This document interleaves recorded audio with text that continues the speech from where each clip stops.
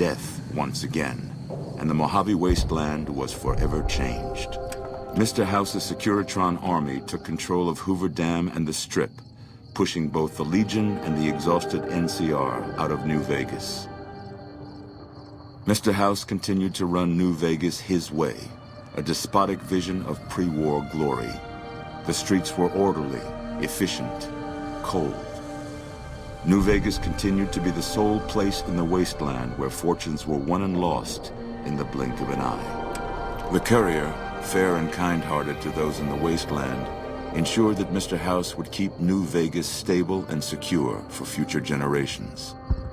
Mr. House afforded her every luxury at his disposal in the Lucky 38, both out of gratitude and a quiet pride in his choice of lieutenants. Tabitha and Rhonda went east, through Caesar's Land. Occasionally, tales of their exploits found their way back west, though few believed them. Eventually, the stories concerning the duo were collected and published, and proved to be quite popular with children.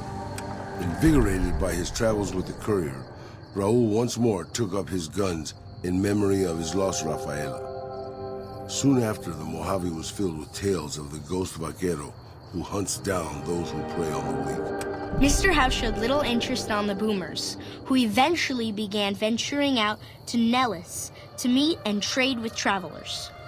Buried beneath tons of rubble, the Mojave chapter of the Brotherhood of Steel was no more.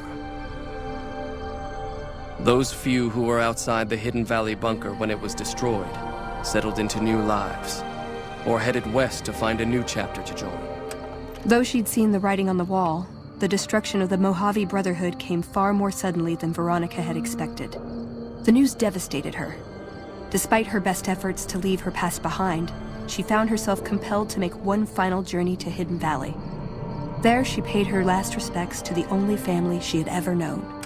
Their leaders destroyed by the Courier, the fiends scattered throughout the wasteland. Without the organization of Motor Runner, Cook, Violet, and Driver Nephi, they were easy prey. Arcade was outraged by Mr. House's power play following the defeat of Caesar's Legion at Hoover Dam.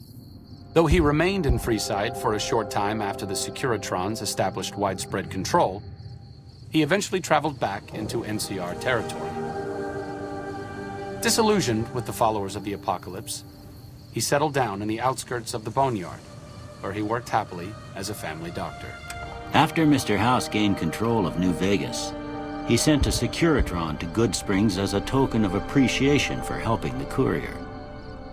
Victor was a mixed blessing, however, as he continually monitored the town for Mr. House. In the years following the destruction of Cassidy Caravans, NCR used evidence of the plot to blackmail the Crimson Caravan and the Van Graffs. NCR enacted strict trade laws with little resistance, strengthening their supply lines and their position in the Mojave. Cass lived to see Hoover Dam in its old world glory, humming with power the likes of which the Mojave had never seen. Vegas burned brighter than ever.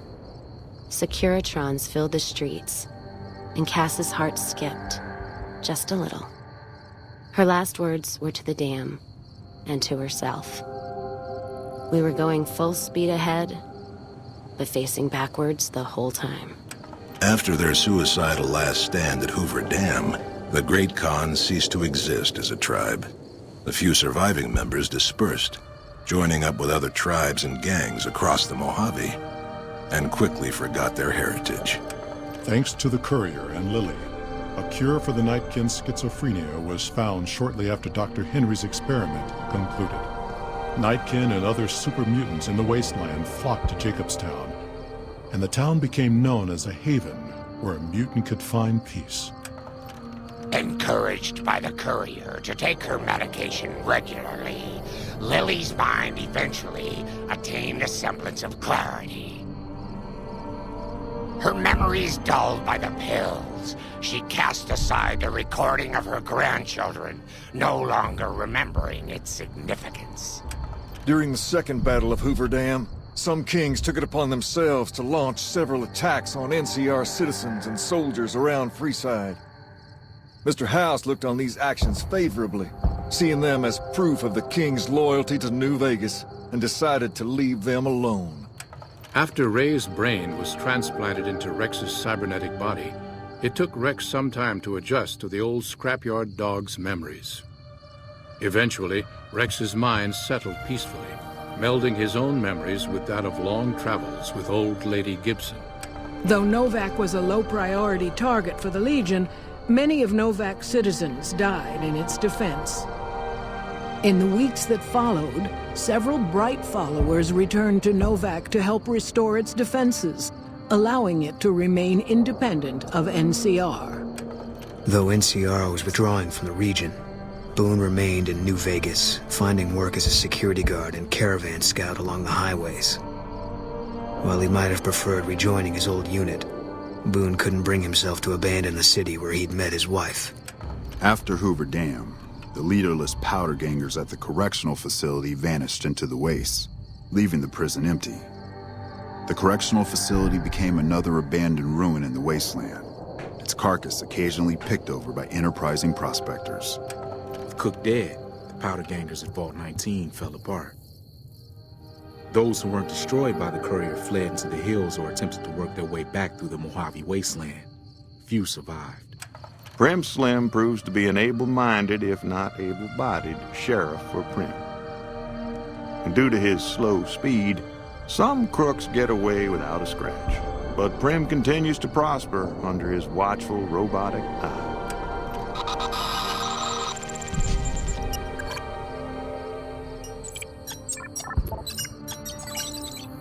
After their bold arrival at Hoover Dam, the remnants disappeared as quickly as they came. Legends of their power spread throughout the Southwest, a reminder of why people once feared the sight of vertibirds in the sky. And so the Courier's Road came to an end, for now. In the new world of the Mojave Wasteland, fighting continued, blood was spilled, and many lived and died just as they had in the old world. Because war never changes.